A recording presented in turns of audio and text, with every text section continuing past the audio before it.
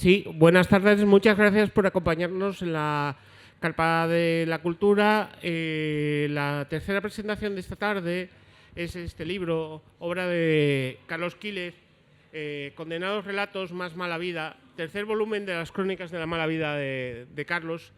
No sé hasta qué punto hace falta presentar a Carlos. Su trayectoria como periodista creo que probablemente esté en la mente de cualquiera de nosotros. Ha hecho periodismo radiofónico, durante muchos años fue el responsable de Sucesos, Crónica Negra, Nota Roja, como lo prefieran llamar, de la cadena SER en Barcelona. En televisión ha colaborado con muchísimos programas y cadenas de televisión.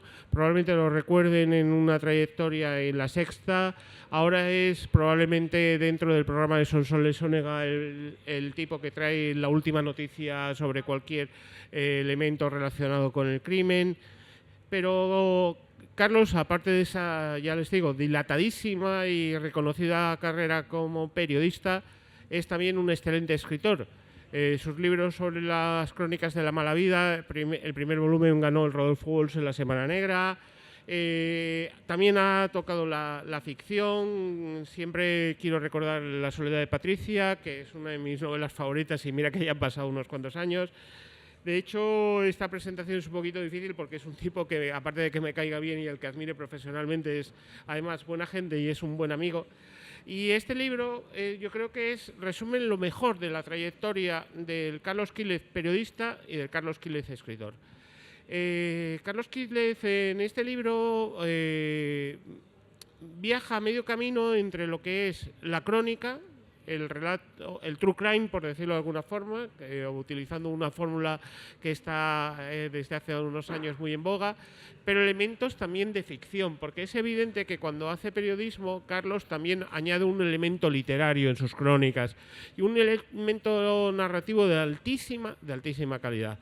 Además, en este libro se une una faceta nueva de Carlos, que es que también ha dado la voz a los protagonistas de muchas de sus historias, lo cual en este experimento ha dado lugar a un híbrido realmente poco frecuente en las librerías españolas. Yo creo que esto también al libro le da un elemento de mayor valor, tal vez de mayor autenticidad.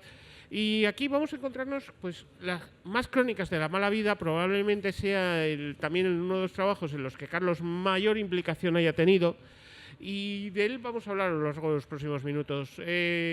Imagínense 18 conversaciones, 18 encuentros, 18 vidas relacionadas con el crimen, unas veces de alta criminalidad, de alto standing, de gente realmente poderosa, otras veces crímenes mediáticos, otras veces sucesos que han pasado a nuestra historia social y política, otras veces que yo creo que donde Carlos es realmente el rey, que es cuando habla del criminal de toda la vida. Ahí Carlos, yo creo que no hay nadie que empate con él, sinceramente. Y de eso vamos a hablar a lo largo de los próximos minutos. En primer lugar, darle a Carlos la bienvenida a esta edición de la Semana Negra, que es su casa, por supuesto. Y en segundo lugar, para empezar este encuentro, preguntarle a Carlos, bueno, que nos hables un poquito de la génesis de este volumen. ¿Qué tal? Buenas tardes. Buenas tardes.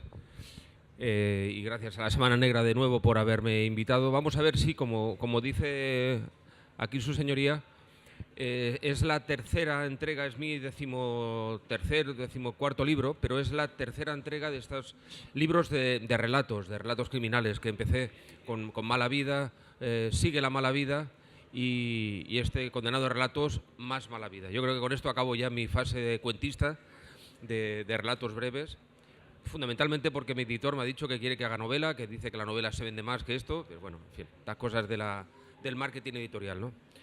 Novela en la que estoy trabajando y luego ya os hablaré. Bueno, Condenados relatos es seguramente, como bien dice José Manuel, mi libro más auténtico, más periodístico de todos. Ya os he dicho en alguna ocasión que yo soy fundamentalmente periodista, que esto de la literatura es como el que tiene un matrimonio pero tiene un amante, pues es algo así, pero yo fundamentalmente soy periodista y este es el libro más periodístico. ¿Por qué? Porque son 18 relatos, de los que yo he escrito 10 y los otros, que intercalo entre los míos, son relatos que he ofrecido a delincuentes, a criminales, a excriminales, a reclusos, a exreclusos, para que escribieran lo que quisieran, el alegato que quisieran, en favor de su inocencia, en favor de la libertad, en contra de la cárcel, de arrepentimiento, de remordimiento, lo que quisieran, libertad absoluta.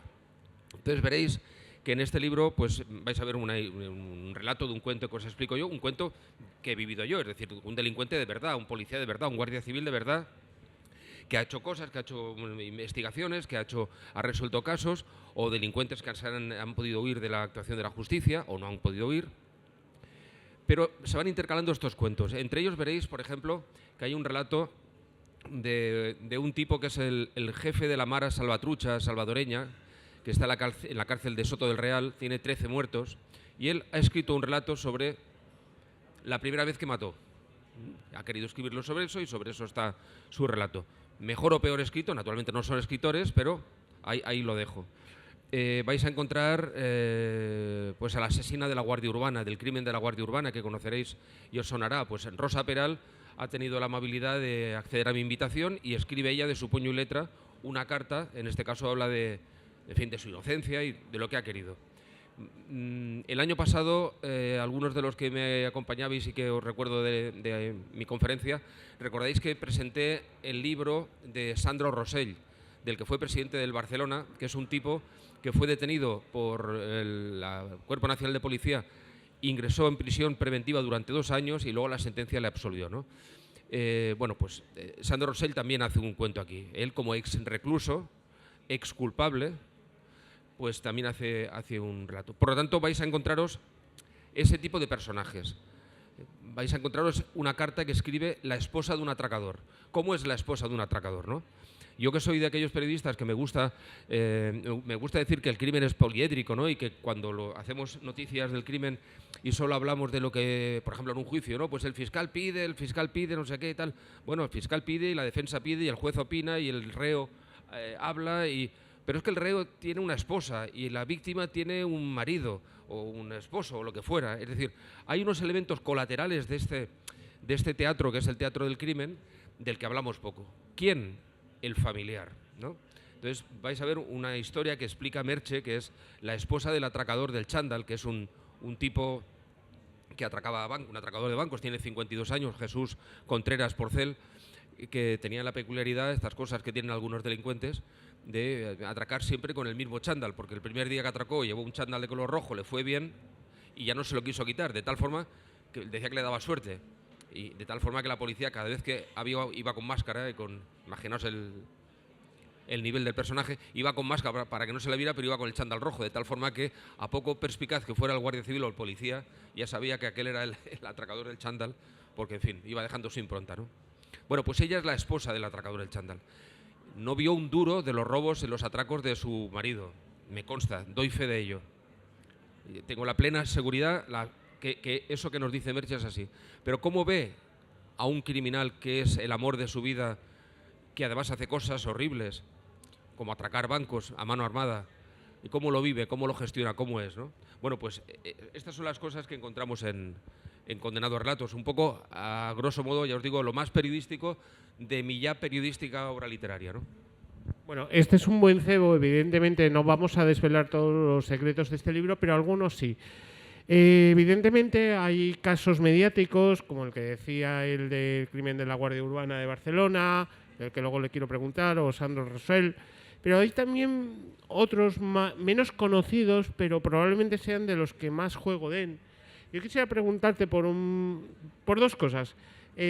Abres el libro hablando de una persona con la que tienes buena relación, yo casi la definiría como amistad, tal y como la describes, un hombre que llegó a ser el responsable de unos principales cárteles de drogas de España, un criminal profesional, pero alguien que cumplía ciertos códigos cuando hablaba contigo. Códigos que tú también respetabas porque tú informabas, no te callabas, pero hasta aquí llegamos y hay que respetar una parcela, digamos, delictiva y, oye, de aquí informo, pero no me meto en lo personal, en lo familiar, porque entiendo que hay un código también en eso, que no queremos hacer daño a las familias de quienes estén en estas cosas.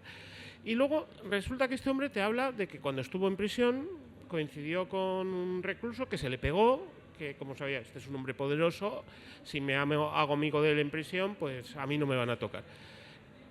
Y estamos hablando que quien te cuenta la historia es un kingpin, es un gángster, por decirlo de alguna forma, un criminal profesional, un tipo peligroso que sabe jugarse el bigote, oye, sabe las reglas del juego. Y dice que lo pasó mal, que cada vez que esta persona que estaba a su lado le corría ya, empezaba a sudar.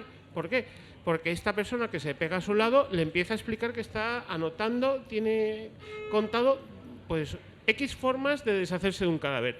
Y cada vez que se lo cuenta, el tipo se da cuenta de que no se está pegando, no se lo está inventando, es un tipo realmente peligroso. Aparentemente es alguien anodino, no sé cuánto. Y me gustó muchísimo en este cuento como ese contraste entre el criminal profesional, el tipo que tiene años, que ha estado por delitos contra la salud pública, que cuando tiene que tirar de pistola, tira de pistola, cuando hay que hacer el ajuste de cuentas, pero soy un profesional, no hay una implicación personal. Y el otro tipo, ahí tranquilamente, por lo bajín y por no, pues mira, si te quieres deshacer de alguien, acuchíllale, pero acuchíllale en el riñón y tíralo en el mar, pero encima así se va a hundir y no sé. Y el tipo lo está pasando mal cuando se lo están contando. Y esa dualidad me gustaría que nos hablases un poquito, porque creo que es uno de los relatos que más juego da. Sí, es uno de los relatos, a mí también de los que más me han gustado.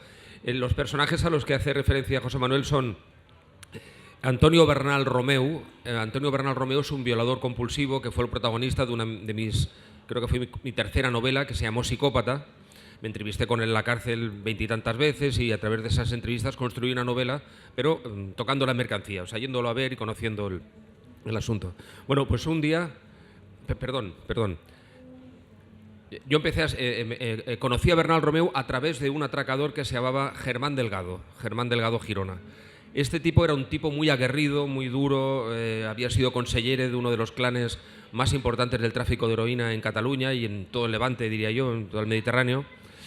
Y un día hablando con Germán me dice, pues coincidí en la cárcel con un tal Bernal, me decía Germán, este delincuente tan peligroso, tan duro, conocí un tal que me explicaba historias y me corría un sudor frío por la espalda. Entonces yo pensé, si a este tipo, a Germán Delgado Girona, un atracador tan duro, tan taleguero, tan tremendo, le corre un sudor frío por la espalda, ¿qué no me va a correr a mí?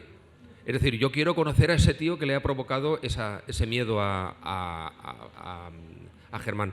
Y efectivamente, a través de Germán contacté con él en la cárcel y tuvo la amabilidad de recibirme. El tal Bernal Romeu es un violador, atracador de bancos y violador compulsivo, violador en serie, un verdadero depredador, un bestia, un animal, que fue un material de primera calidad, de primer nivel, de primer interés para mí, para elaborar un libro sobre su vida que se llamó Psicópata. Bueno, Antonio Bernal escribía, y yo tengo el manuscrito original de un libro que escribió en la cárcel, que se titulaba, como decía él antes, 12 formas distintas de eliminar un cadáver. Entonces, cuando yo hablaba de eso con él y me lo explicaba, tuve la íntima convicción, desde luego no tuve pruebas y no tuve muchas ganas de preguntarle, pero tuve la íntima convicción de que, si no todos, algunos de los ejemplos que él había puesto en ese manual, los sabía a ciencia cierta, es decir, tenía un cierto conocimiento de causa directo. Por ejemplo, me decía, ¿tú cómo te desharías de un cadáver? Yo, pues, con esta imaginación tan parca que me ha dado Dios, dije, pues no sé, pues lo ataría a una cadena de hierro y a un yunque y lo tiraría, me iría con una barca al mar, lo tiraría y a cascarla ahí al mar, ¿no? Digo, no, te equivocas, porque con el paso del tiempo se desmembran los brazos, no sé qué, y el cuerpo flota, no sé qué, hostias, en fin, me explicó ahí una teoría sobre las temperaturas del agua, en fin, estas cosas.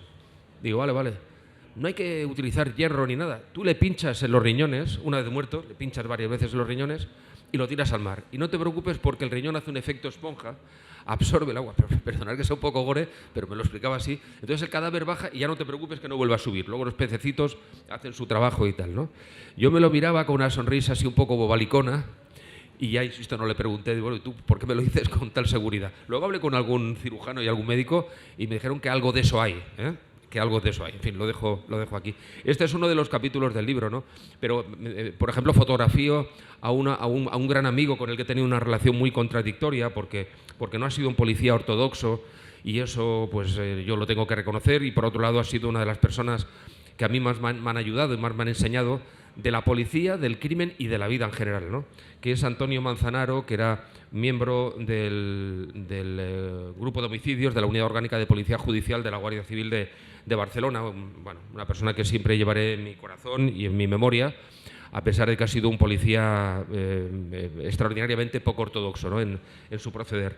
Me interesaría mucho, si tenéis la amabilidad de leer el libro, que veáis un poco la figura de ese guardia civil cuyo perfil ya no existe, pero que era un perfil que seguramente tenía que existir en aquellos años 80, en aquellos años de la ETA, en aquellos años de aquella delincuencia urbana tan tremendamente potente como la que vivió este Babis. En fin, no lo quiero justificar, si tenéis oportunidad ya lo leeréis. Y algunas revelaciones más. ¿Hay algún atracador, por ahí algún caso de algún atracador, alguna cosa que nos va a hacer reír? Porque en esto del crimen también hay algún torrente y algún delincuente un tanto poco profesional, ¿no? Que en la medida que hace cosas poco profesionales resultan incluso graciosas, ¿no? Casi kafkianas. Por lo tanto, también lo recojo dentro de este libro. Y dejo un poco de mí aquí, ¿no? La gran diferencia que hay entre la literatura y el periodismo es que cuando vosotros escucháis un contenido periodístico de mí, lo que me pedís son datos. Y os importa un pepino, y así tiene que ser, y es bueno que así sea, mi implicación o cómo me han afectado a mí las cosas, ¿no? Que si os hablo de un asesinato en no sé dónde, pues esto ha pasado así, así, así, la policía me dice que esto ha sido así y esto va así. La literatura no. La literatura puedo explicar eso, pero le puedo poner cómo se me ha revuelto el estómago, cómo he vivido yo la cosa, cómo he sentido yo, cómo me ha afectado a mí ese mundo periodístico aséptico con el que me encuentro. Por eso me gusta decir que mi trabajo es también un material periodístico, aunque algún erudito literato me ha puesto a parir por decir eso, pero es literatura con forma periodística o periodismo en forma de literatura. Probablemente en el relato en el que mejor se ejemplifica este encuentro entre Carlos el periodista, Carlos el investigador que acude a los archivos, pero Carlos también la persona, en el que se nota su aportación personal, o por lo menos la entrega emocional, ha sido el de Salvador Puig Antich. Evidentemente accedisteis a los archivos del sumario, están muy bien condensados en un relato muy breve, pero hay también en ese relato un componente literario, pero real, que es toda una suma de emociones, de dolor personal, de las personas que acompañaron a Salvador, amigos, abogados, personas de su entorno familiar, y también Carlos Quílez, el periodista, Carlos Quílez, el novelista, el tipo así fuertote que ya ha visto de todo. Se ve también en la forma en la que cuentas la historia de Salvador, también cómo realmente te impresionó, te ha llegado. Yo quisiera que nos hablases un poquito de ello. Tengo en mi poder el sumario original del Consejo de Guerra que condenó a muerte a Salvador Puig Antich, que era un militante de un movimiento libertario anarquista en Cataluña. Se dedicaba a atracar bancos para financiarse, en fin, de aquellos años en blanco y negro de la pretransición, ¿no? de nuestro país. Que fue detenido por la muerte de un policía que le iba a detener tras un atraco, pero hubo un tiroteo y el policía resultó muerto. Allí no se sabe muy bien quién disparó, si fue Puig Antich, si fue otro compañero o otros compañeros, que había varios, o si fue cruzado de la policía. En definitiva, él iba armado, venía de un atraco y la policía le iba a detener, y allí hubo una ensalada de tiros y resultó fallecido. ¿Qué pasa? Que siendo eso como es así, lo que resulta verdaderamente triste, ahora no sucedería, no sucede, quiero pensar que no sucede y estoy prácticamente seguro que no sucede hacía mucho tiempo, pero en aquellos años 70 y principios de los 80 no había la garantía, no había la garantía procesal que tenemos ahora, de tal forma que, en fin, este muchacho fue condenado a la pena capital, no tuvo oportunidad de defenderse. Al final no sabemos si el policía fue objeto de 2 disparos o de 6 disparos. Se le llevó la autopsia se la hizo un cirujano y no un médico forense, que lo atendió en el departamento de urgencias del hospital clínico y no en la clínica médico forense. Es decir, un montón de irregularidades que ahora cualquier juez tiraría por el suelo por inapropiadas, ¿no?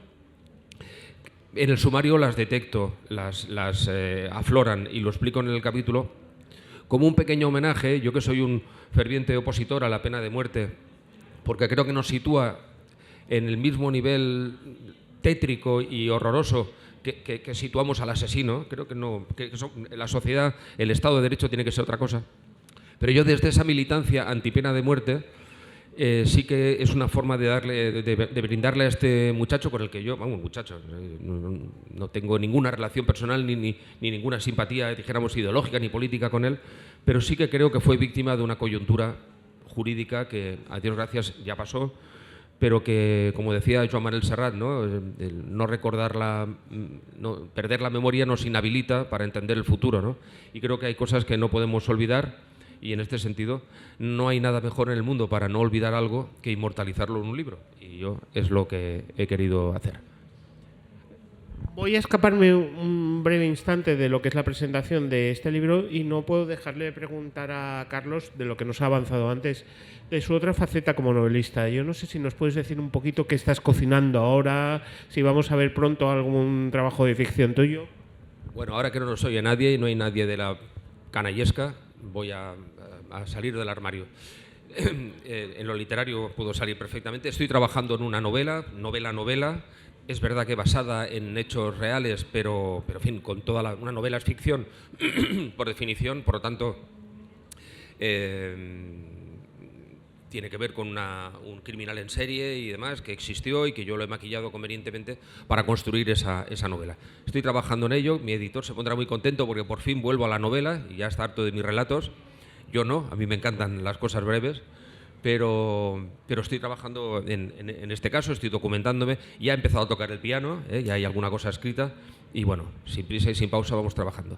Pero cuando digo lo de salir del armario, es que algunos de mis amigos ya saben algo, pero yo os emplazo al mes de septiembre de este año, porque Antena 3 prepara una sorpresa en el ámbito del true crime.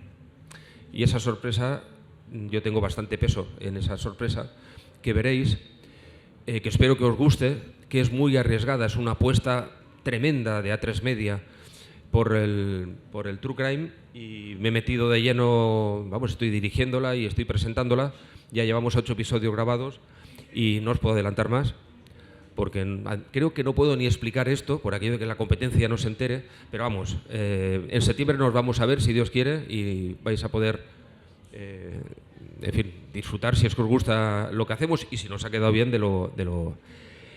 Me parece que estamos acabando. No, vale, porque antes hazla, porque antes os quiero leer la dedicatoria que le he hecho de este libro a mi madre, porque cada vez que lo he presentado me he propuesto leerla como una pequeña cesión que os pido a mí, porque para mí es muy importante. Luego os las leeré. Bueno, la pregunta no es tan brillante, pero evidentemente Carlos cerrará este acto con esa dedicatoria. Y yo no puedo dejar de preguntarte cómo ha sido el acto de confianza, que no de entrega, con dos casos que me han llamado muchísimo la atención por lo que se cuenta, no por el cómo se cuenta. Uno es el caso de Rosa Peral, que evidentemente su cuento, su relato, su texto es una historia de total exculpación. Evidentemente no solo está en su derecho, sino que es lo que esta mujer dice que ella piensa que es lo que sucedió y como tal lo defiende. Aunque su caso ya está sentenciado y por sentencia firme, y no voy a entrar en elementos de que si luego se hizo o no una ficción sobre eso, porque yo creo que nos faltarían elementos de juicio a todos. Pero sí que es cierto que ahí tenemos un relato de alguien que directamente se exculpa de todo y es un contraste tremendo respecto del líder de la Mara Salvatrucha, porque este hombre asume directamente: no, yo me dedico a esto. Así empecé yo. Yo quisiera que nos hablases un poquito cómo llegaste a ellos dos y ese contraste entre uno y otro. Los dos están en las mismas circunstancias, están cumpliendo pena de prisión, han sido declarados los dos responsables de los hechos por los que están cumpliendo pena. Los dos tienen una perspectiva totalmente diferente. Sí, el responsable de la Mara salvadoreña es un tipo que yo creo que no habla de sus crímenes como una forma de vida, es decir, no habla de una situación excepcional o de un accidente o de varios accidentes que ha sufrido en su vida, no, sino que su vida es eso, su vida es ese código de honor, esa relación, y lo asume. Y además, cuando lo detuvieron, enseguida explicó todo a la Guardia Civil. Le dijo, mire, esto ocurrió en Tres Cantos, me parece, bueno, en las cercanías de Madrid, y lo explicó. Digo, no, explícanos qué pasó. Y dice, no, tomen nota que lo voy a explicar todo. He perdido, aquí o gano o pierdo, vengo ganando hace muchos años, ahora he perdido, pues... Es decir, este tipo de personajes. Lo de Rosa Peral, lo de la asesina, condenada por asesinato por el crimen de la Guardia Urbana, es diferente porque yo desde el minuto 1, yo no sé si esta mujer, la audiencia la ha condenado a 25 años, el Supremo la ha ratificado la condena a 25 años, por lo tanto, estamos ante una asesina condenada. Punto pelota, no hay más que hablar. Y yo no sé si lo hizo. Ni lo sé, ni lo tengo por qué saber. ¿Quién narices soy yo para saberlo, no? Esto lo sabrá Dios. Yo no lo sé. Pero sí que tengo la íntima convicción de que esta mujer, haya sido o no haya sido, no ha sido justamente juzgada. Y tengo elementos empíricos, objetivos. Yo he cubierto más de 400 juicios por mi trabajo durante mi trayectoria. En fin, no soy jurista, pero domino el lenguaje jurídico, conozco la dinámica procesal, él lo sabe, lo hemos hablado muchas veces, etcétera, etcétera, y nunca había visto un juicio ni una sentencia tan sumamente abierta a la duda, por bien que ha sido ratificada, insisto, pero tan abierta a la duda, ¿no? Pensar que es una sentencia que recoge, yo conté, hasta 25 condicionales, ¿no? Es decir, cabe pensar, es razonable suponer, el sentido común nos lleva a concluir, bueno, el sentido común no nos tiene que llevar a concluir nada, nos tiene que llevar a concluir lo que sea, las pruebas. Si no hay pruebas, el sentido común, para un escritor, sí, para un escritor, la novela de la sentencia del crimen de la Guardia Urbana es una novela, a mí no se me hubiera ocurrido, soy incapaz de escribir algo tan dijéramos, tan razonable y tan correcto. Pero ¿quién mató a Pedro Rodríguez? ¿Cómo lo mató? ¿Dónde lo mató? ¿A qué hora lo mató? ¿Por qué lo mató? ¿En base a qué plan lo mató? No se explica en la sentencia. Se supone que eso debió pasar así porque es lo razonable. Y es razonable, si lo lees, no es barbitúrico, es razonable. Pero solo hay elementos, lo que en términos jurídicos, no me dejarás mentir, se conocen como esos elementos periféricos, esos indicios periféricos, ¿no? Que son fundamentales porque muchos indicios periféricos unidos y con alguna prueba pueden construir un todo, pero solo los indicios periféricos han servido para que esta mujer vaya a la cárcel. Insisto, igual lo es, igual lo ha hecho. Igual las entrevistas que me ha concedido me ha engañado y yo soy un pardillo, no lo descartéis, y tengo unas ciertas dudas. Igual lo ha hecho, pero desde luego esto no va así, la justicia no tiene que funcionar así. Me voy a extender 30 segundos más para deciros solamente un detalle del juicio.